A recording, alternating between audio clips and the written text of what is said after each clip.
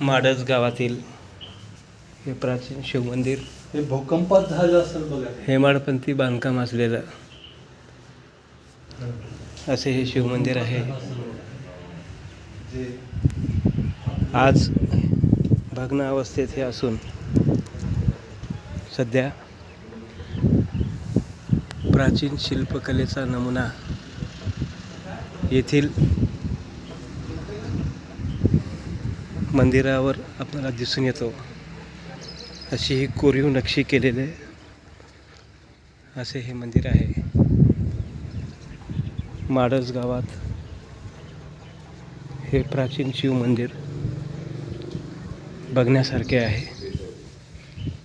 या मंदिराच्या शेजारी असे हे पाण्याचे जलकुंड आहे, जे खूप वर्षापूर्वी बांधलेले असावे. सध्या हे येथील पाणी वापरात नाही.